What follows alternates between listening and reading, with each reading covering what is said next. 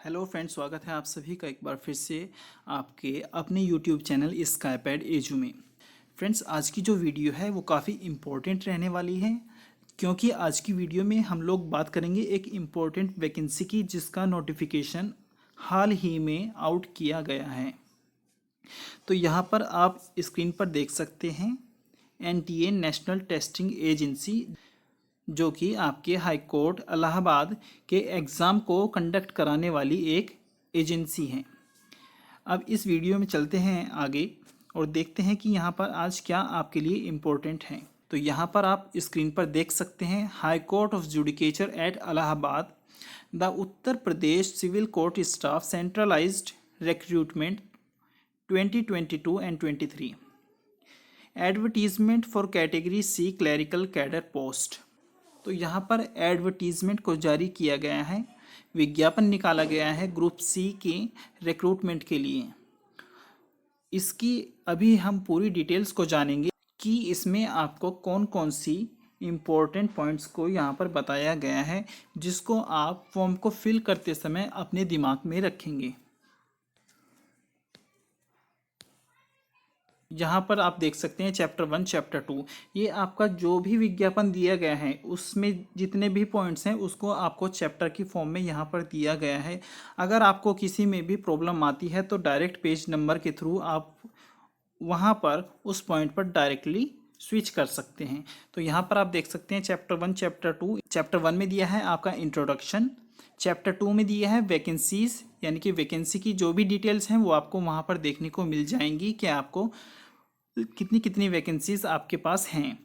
और चैप्टर 3 में दिया है रिजर्वेशन, तो जिस कैटेगरी को जितना रिजर्वेशन मिलता है वो वहाँ पर क्लियर कर दिया गया है, कितने परसेंट किस किस को दिया जाने वाला है इन वैकेंसीज के लिए।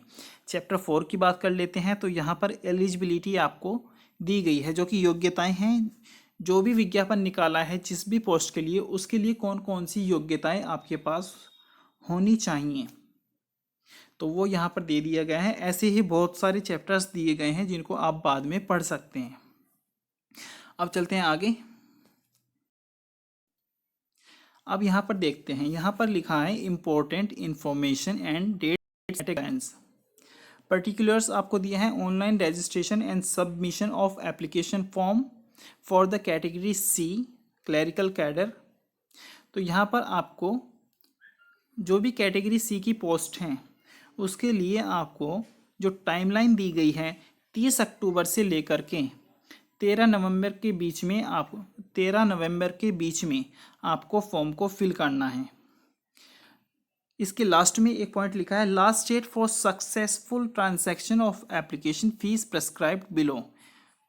सक्सेसफुल ट्रांजैक्शन के लिए जो डेट दी है आपको, लास्ट डेट वो दी है 14 नवंबर 2022। और इसके लिए दिया है जो भी फीस इस एग्ज़ाम के लिए आपको दी गई है उसको नीचे बताया गया है। जो भी फीस आपको यहाँ पर सबमिट करनी है वो नीचे दिया गया है। अब देख लेते हैं कि आगे क्या लिखा है। Fees payable through state bank of India. State bank के थ्रू आपको फीस को जमा करना है। और जनरल के लिए, ईडब्ल्यूएस के लिए, ओबीसी के लिए फ़ीस रहने वाली है 850, यानी कि 850 रुपये।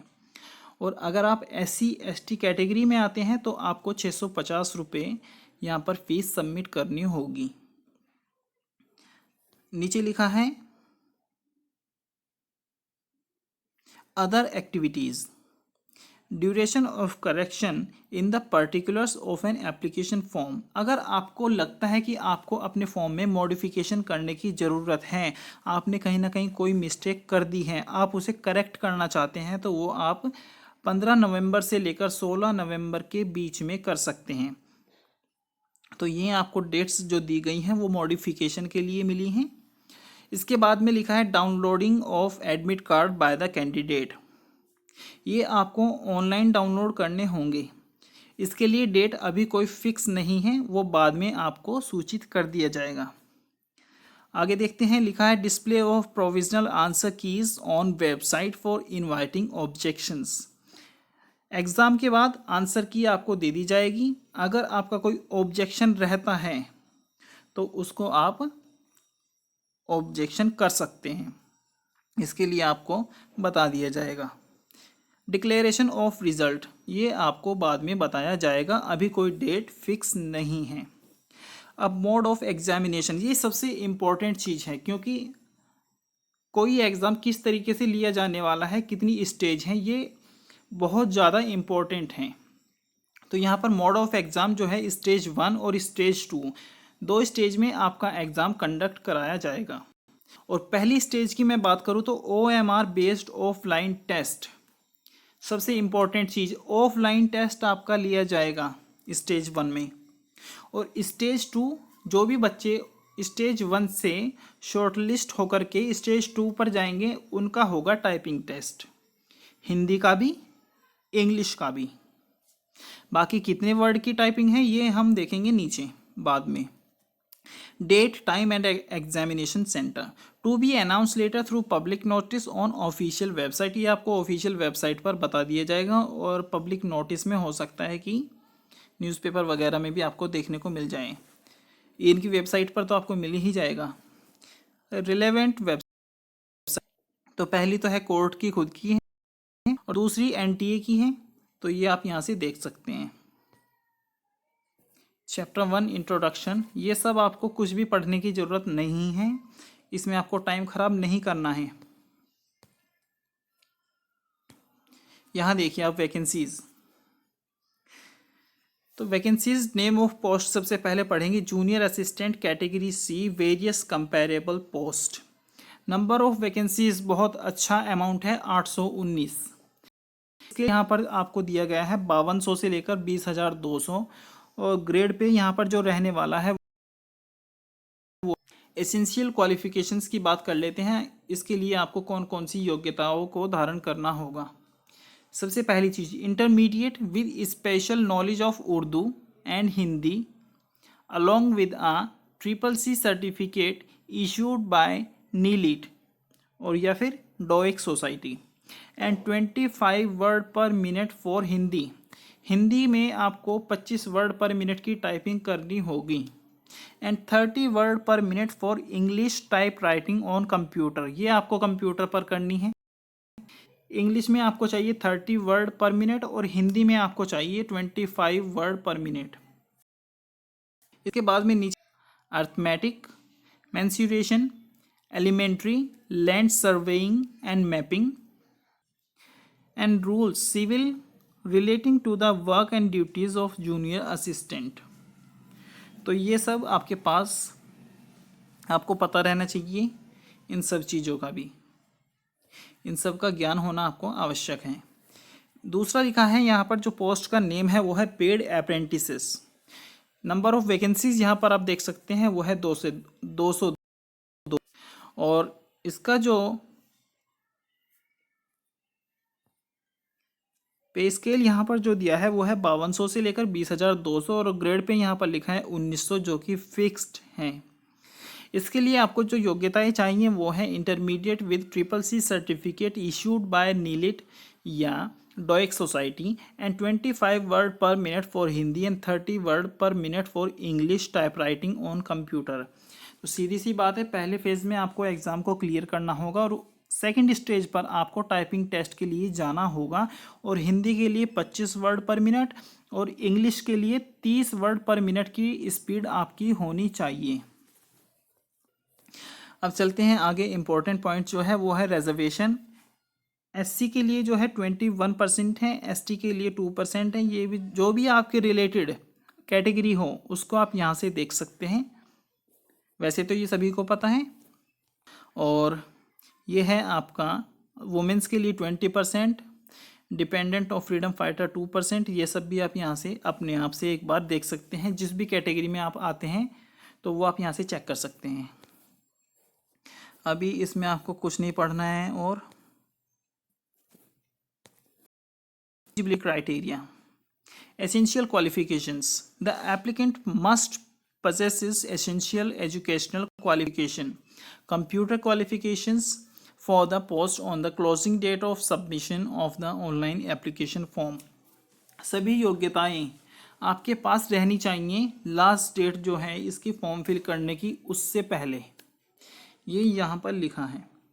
अब ये junior assistant amin grade 2 category C, copyist civil and police case diaries assistant account clerk, ये सभी पोस्ट यहाँ पर दी गई हैं। Additional clerk, court clerk, admin clerk, writer and runner, ये सब चीज़ें ये यहाँ पर पोस्ट यहाँ पर दी गई हैं जो कि जूनियर असिस्टेंट के अंडर ही आती हैं सभी पोस्ट, और सभी के लिए वही योग्यता है जिनकी हमने पहले बात कर ली है, तो इसमें कुछ नहीं पढ़ना है। और प्रेफरेंशियल क्वालिफ़िकेशन, अगर आपके पास ये क्वालिफ़िकेशंस हैं तो आपको प्रेफरेंस दी जाएगी, यानी कि आपको वरीयता यहाँ पर मिल जाएगी। अगर आपके पास क्वालिफ़िकेशंस हैं कौन सी, ये वाली, a candidate who has served in the territorial army for a minimum period of 2 years, अगर 2 साल तक आपने टेरिटोरियल आर्मी में काम किया है तो आपको वरीयता यहाँ पर मिल सकती है। दूसरा पॉइंट लिखा है obtain A/B certificate of the NCC, अगर आपके पास NCC का A सर्टिफिकेट है या B सर्टिफिकेट है, उस केस में भी आपको यहाँ पर वरीयता मिल सकती है। एज लिमिट की बात कर ले तो मिनिमम 18 ईयर्स और मैक्सिमम 40 ईयर्स, 18 से 40 अगर आप हैं तो आप इस फॉर्म को फिल कर सकते हैं। दूसरी लाइन लिखी है कि 2 जुलाई 1982 से पहले का जो भी कैंडिडेट है वो फॉर्म को फिल नहीं कर पाएगा, और अगर आप 2004 के बाद के हैं, 1 जुलाई 2004 इसके बाद में अगर आपका जन्म आता है या जन्म है आपका, तो आप इस फॉर्म को फिल नहीं कर पाएंगे। Relaxation of upper age limit, भी कैटेगरी को जितना जितना मिलता है ये आप सभी जानते हैं, इसमें कुछ पढ़ने वाली बात नहीं है।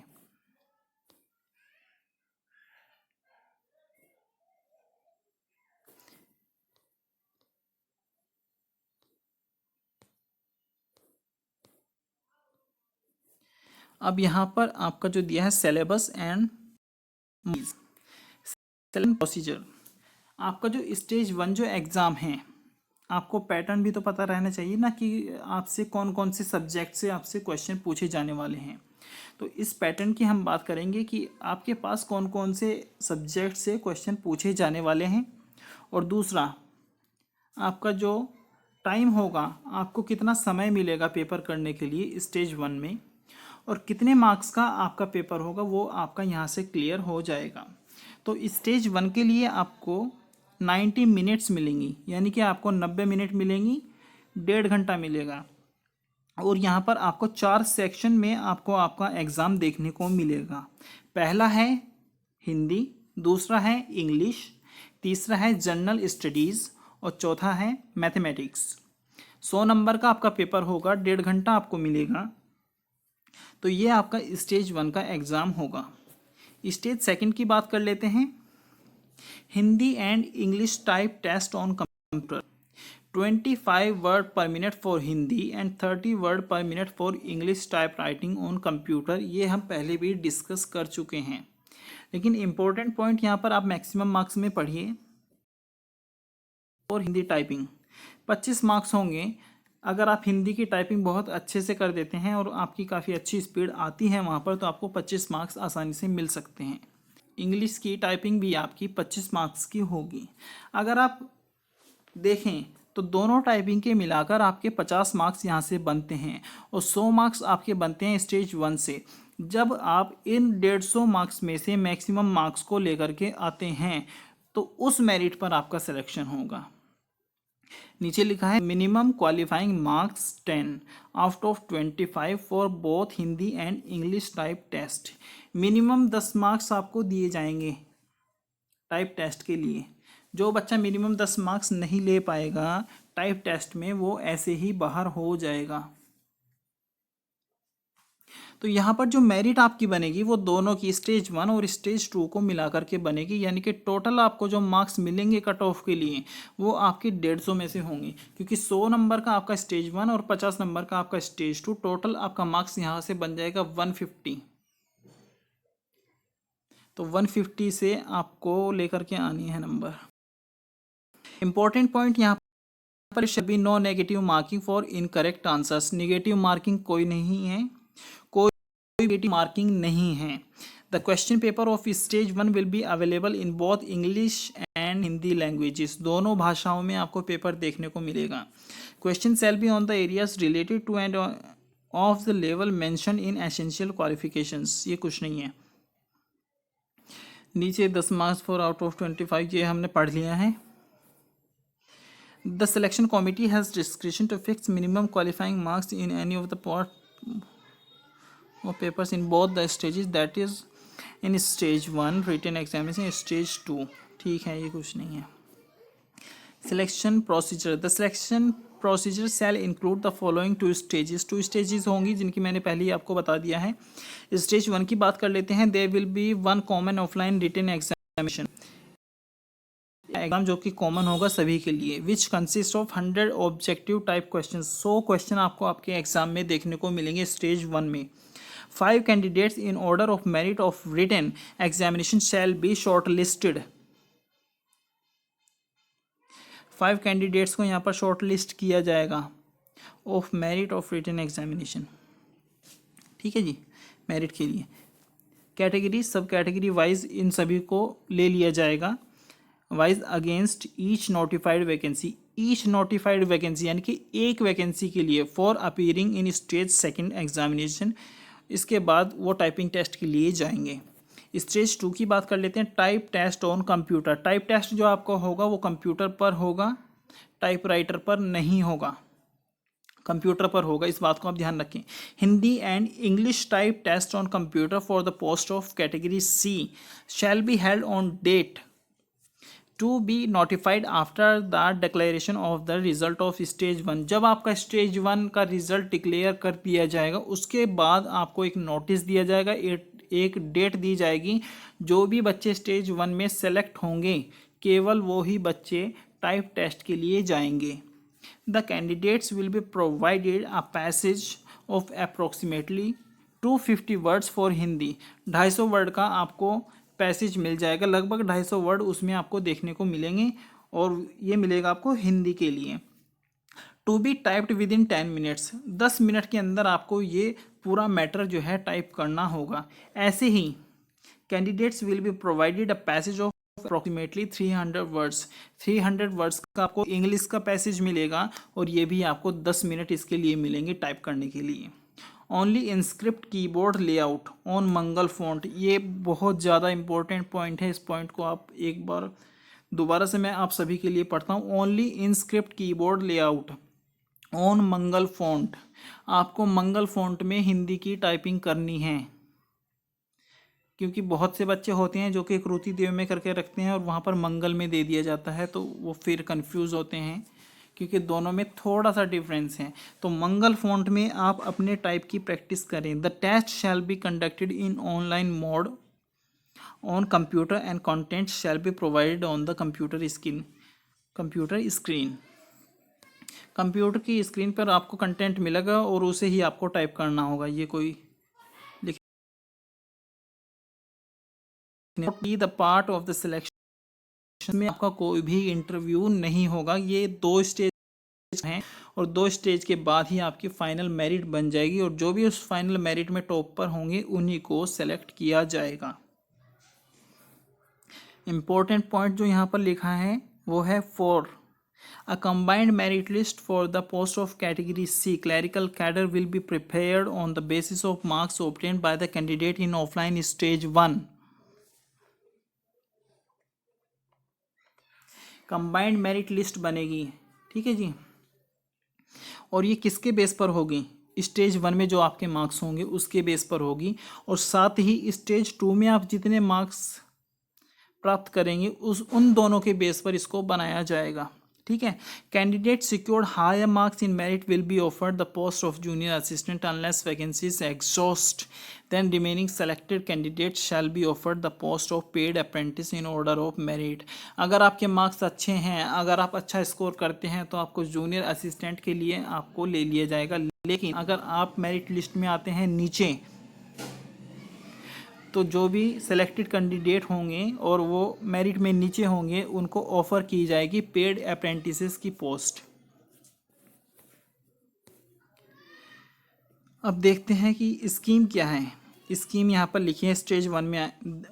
स्टेज 1 को थोड़ा सा देखते हैं और पढ़ते हैं, समझने की कोशिश करेंगे कि किस तरीके का आपका पूरा पैटर्न रहने वाला है, क्या क्या चीज़ें इंपॉर्टेंट हैं जो हमें एग्ज़ाम में जाने से पहले समझ लेनी चाहिए। Multiple choice objective type question आपको देखने को मिलेंगे, यानी कि आपको जो है बहुविकल्पीय क्वेश्चन आपके एग्ज़ाम में देखने को मिलेंगे। पहला पॉइंट साइड में आप स्कीम के नीचे लिखा देखते हैं, वो है multiple choice question. The candidate needs to choose one option corresponding to the correct answer. आपको एक ही ऑप्शन का चुनाव करना है। Second point, each correct answer shall carry 1 marks. प्रत्येक क्वेश्चन 1 मार्क्स को कैरी करता है, 1 नंबर आपको मिल जाएगा अगर आप एक क्वेश्चन को सही कर देते हैं। Third point, there is no negative marking. कोई भी नेगेटिव मार्किंग नहीं है। Fourth point, no marks will be given for question unanswered and unattempted. जिस क्वेश्चन को आप अटेम्प्ट नहीं करते हैं या आंसर नहीं करते हैं उसका आपको कोई भी मार्क्स नहीं दिया जाएगा। If a question is found to be incorrect or ambiguous or having more than one answer during the key challenge, only those candidates who have attempted the question and chosen one of the correct answer shall be given the mark। अगर ऐसा कोई question आपके exam में आपको देखने को मिलता है जो कि इनकरेक्ट है, एम्बिगुअस हैं, और साथ ही 2 आंसर अगर किसी क्वेश्चन में सही होते हैं, और तो जिन बच्चों ने उन 2 आंसर को टिक किया होगा केवल उन्हीं को उसका मार्क्स दिया जाएगा। जिसने भी वो क्वेश्चन अटेम्प्ट किया है केवल उसी को मार्क्स दिया जाएगा। लास्ट पॉइंट लिखा है, in case a question is dropped due to some technical mistake और एनी अदर रीज़न। अगर टेक्निकल मिस्टेक से या फिर किसी भी अदर रीज़न से कोई क्वेश्चन को ड्रॉप डाउन किया जाता है तो full marks shall be given. तो आपको 1 नंबर उसका मिल जाएगा और सभी को मिलेगा। ठीक है जी। अब थोड़ा सा आंसर की चैलेंज, ये आंसर की चैलेंज आप जरूरत नहीं है तो इसे पढ़ने की भी ज़रूरत नहीं है। केवल आप नोटिफिकेशन को डाउनलोड करके अपने पास सेव कर लेंगे अपने कंप्यूटर में, अपने फ़ोन में। इतना आपके लिए काफ़ी होगा, ये आपको पढ़ने की ज़रूरत अभी नहीं है। तो इसमें टाइम आप ख़राब नहीं करें। डिक्लेरेशन ऑफ रिज़ल्ट, इसमें भी आपको टाइम ख़राब नहीं करना है। आपको ऑफिशियल वेबसाइट के माध्यम से सूचित कर दिया जाएगा जिस दिन भी आपका रिज़ल्ट आउट हो जाएगा। जनरल इंस्ट्रक्शंस, ये सब आप चाहे पढ़ सकते हैं, हालांकि कोई ऐसी ज़रूरत नहीं है। ये देखिए, सिलेक्शन ऑफ कैंडिडेट 9.14 को मैं पढ़ रहा हूँ अभी आप सभी के लिए। Selection of a candidate in the examination is provisional होगा आपका जो भी सिलेक्शन होगा, subject to being found otherwise eligible for selection. Candidates are required to keep with them at least 1 identity proof. आपके पास जब आप एग्जाम देने जाते हैं तो एक आइडेंटिटी प्रूफ आपके पास रहना चाहिए। Photo identity card, which is Aadhaar card हो सकता है, वोटर आईडी कार्ड हो सकता है, ड्राइविंग लाइसेंस हो सकता है, पासपोर्ट हो सकता है, पैन कार्ड हो सकता है, बैंक पासबुक कॉपी हो सकती है विद फोटोग्राफ देयर ऑन। अगर आपकी पासबुक पर आपका फ़ोटो है और उस पर बैंक की मोहर लगी है तो वो तभी मान्य है। Along with the admit card issued to the candidate and shall produce the same on demand at the time of examination at the centre. इस सभी की आपको ज़रूरत पड़ेगी आपके एग्जामिनेशन सेंटर पर जिस दिन आप एग्ज़ाम को देने जाएंगे।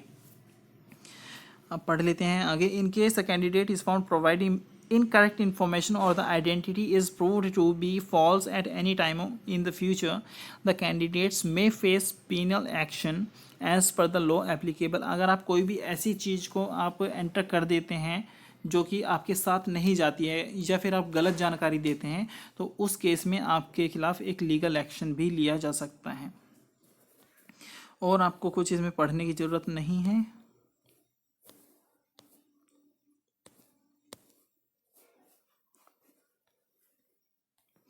अब ये देख सकते हैं आप 9.40 लिस्ट ऑफ एग्जामिनेशन सेंटर्स। जब आप फॉर्म को फिल करेंगे तो हो सकता है आपसे इसमें चॉइस को पूछ लिया जाए कि आपको 3 चॉइस दे दी जाए कि आप अपने एग्ज़ाम सेंटर्स को फिल कर सकते हैं।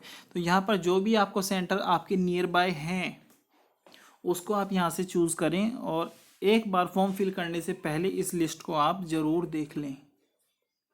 स्क्रीनशॉट भी आप इसका निकाल सकते हैं।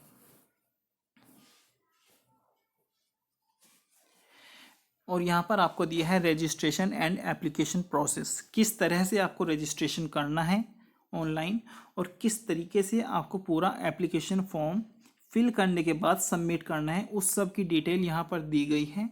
आप चाहें तो इसको पढ़ सकते हैं, वरना डायरेक्टली भी आप जो है फिल कर सकते हैं, लेकिन मैं एडवाइस आपको करूँगा कि फॉर्म फिल करने से पहले आप इसको एक बार ज़रूर से पढ़ लें।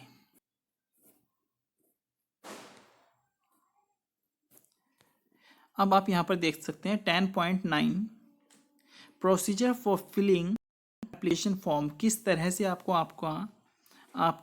आपका फॉर्म फिल करना है वो सब यहाँ पर बताया गया है। सबसे पहले जब आप वेबसाइट पर जाएंगे तो आपके सामने एक रजिस्ट्रेशन पेज खुल जाएगा। जब आप इस नोटिफिकेशन के बाद फॉर्म फिल करने के लिए लिंक पर क्लिक करेंगे, दिए गए लिंक पर क्लिक करेंगे, तब आपके पास रजिस्ट्रेशन पेज खुल जाएगा। वहाँ पर आपको सबसे पहले रजिस्ट्रेशन करना होगा। Candidates name, mother name, father name, ये आपको वहाँ पर फिल करना होगा। इसके बाद डेट ऑफ बर्थ भी आपको फिल करना होगा, ईमेल एड्रेस, मोबाइल नंबर, ये सब डिटेल्स आपको फिल करनी होगी। और इसके बाद आप एप्लीकेशन फॉर्म के लिए जा सकते हैं, जो कि आपका पार्ट 2 है। फिर in the complete application form, registration जब आप कंप्लीट कर लेते हैं तो फिर आपको एप्लीकेशन फॉर्म फिल करके सबमिट करना होगा। अब पार्ट 3 में आप जब जाएंगे तो वहाँ पर है upload of scan images. Candidate photograph, सभी जानते हैं कि फ़ोटोग्राफ तो आपको अपलोड करना होगा। इसके बाद में किस तरीके का फ़ोटोग्राफ आपको अपलोड करना है वो सब यहाँ पर लिखा है, या आप पढ़ सकते हैं खुद से। इस तरह के आपको 6 रहने चाहिए कलर्ड। जो भी आप फ़ोटो यहाँ पर लगाएंगे 6 से 8 कॉपीज़ आपके पास उसकी सेफ रहनी चाहिए। आपका जो फ़ोटो का जो साइज यहाँ पर 10 KB से लेकर के 200 KB के बीच का रहना चाहिए, 10 से लेकर 200 KB के बीच में। लेफ़्ट हैंड थंब इम्प्रेशन भी आपको यहाँ पर देना होगा, और उसका भी जो साइज़ दिया है वो है 10 से लेकर के 200 KB के बीच में।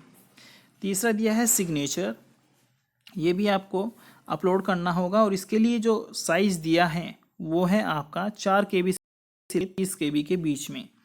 और आपको जो सिग्नेचर करना है वो ब्लू और ब्लैक पेन के साथ करना है, नहीं आप ग्रीन पेन से कर दें या फिर रेड पेन से कर दें। साफ लिखा है, the candidate signature on white paper with blue और black pen and scan for uploading. Blue और ब्लैक पेन का ही आपको यूज़ करना है, इस बात को आप ध्यान रखें।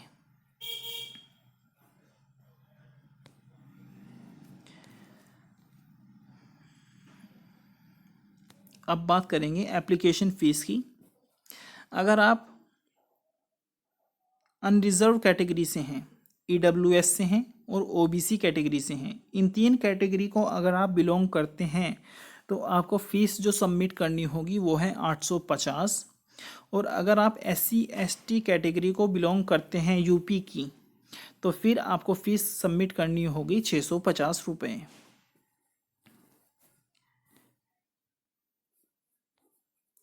Mode of payment and service charge, यहाँ पर आपको सर्विस चार्ज दिया है। अगर आप इंटरनेट बैंकिंग करते हैं तो आप अगर आप SBI से करते हैं तो आपका ₹10 पर ट्रांजैक्शन प्लस GST आपको चार्ज यहाँ पर अलग से देना पड़ेगा।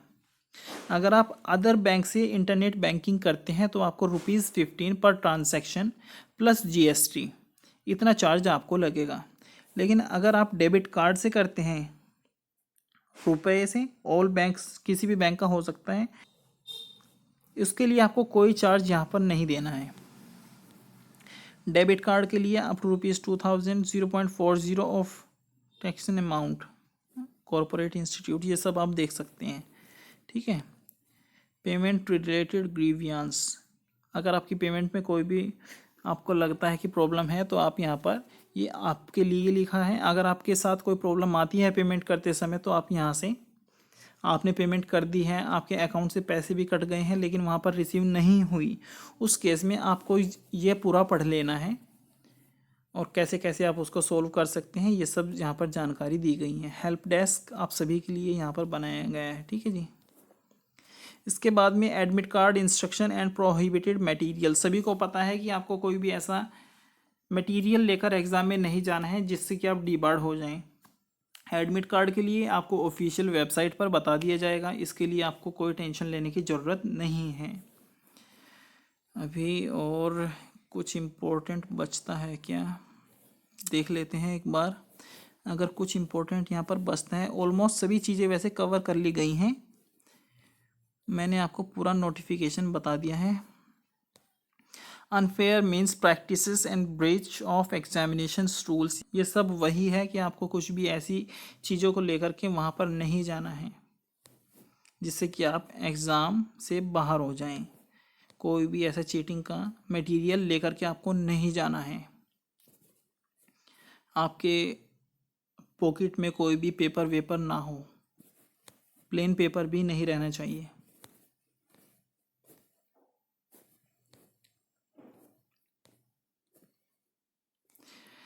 लिस्ट ऑफ एब्रीविएशंस, आपको कुछ बोल्ड लेटर्स में शॉर्ट फॉर्म में कुछ चीज़ें आपको इस नोटिफिकेशन में दिखाई देंगी ऊपर। उन शॉर्ट फॉर्म की फुल फॉर्म यहाँ पर दी गई है, इसको एब्रीविएशंस बोलते हैं अगर आप जानते हैं तो अगर आपको किसी भी शॉर्ट फॉर्म को लेकर के कन्फ्यूज़न है इस एडवर्टीज़मेंट के रिगार्डिंग, तो आप यहाँ से आकर के इसको चेक कर सकते हैं। यहाँ पर आपको ये सभी देखने को मिल जाएंगी। अब यहाँ पर देखिए क्या दिया गया है, the Uttar Pradesh civil court staff centralised recruitment 2022 and 23 for junior assistant and paid apprentices. तो यहाँ पर आपको दिया है कि किस तरीके से आपको पहले रजिस्ट्रेशन करना है। आपको यहाँ पर पिक्चर की फॉर्म में पूरा डिमॉन्स्ट्रेट कर दिया गया है कि आप कैसे कैसे फॉर्म को फिल कर सकते हैं। स्टेप बाय स्टेप यहाँ पर आपको पिक्चर्स देखने को मिलेंगी और इन पिक्चर्स के थ्रू आपको समझाने की कोशिश की गई है कि आपको कैसे कैसे स्टेप बाय स्टेप करके आपको आपका एप्लीकेशन फॉर्म को सबमिट करना है। इस तरीके से आपके पास पूरा खुल जाएगा ये जब आप वेबसाइट पर जाएंगे फॉर्म, और इस फॉर्म को आप धीरे धीरे से स्टेप बाय स्टेप फिल करने के बाद अपने फॉर्म को सबमिट कर देंगे। इतनी ही चीज़ें इस नोटिफिकेशन में दी गई हैं जो कि मैंने आपको सभी बता दी हैं। तो जितनी भी चीज़ें थी आई होप कि आप सभी को क्लियर हो गई होंगी। अगर आपको वीडियो अच्छा लगा हो तो प्लीज़ वीडियो को लाइक करें, शेयर करें और चैनल को सब्सक्राइब करें।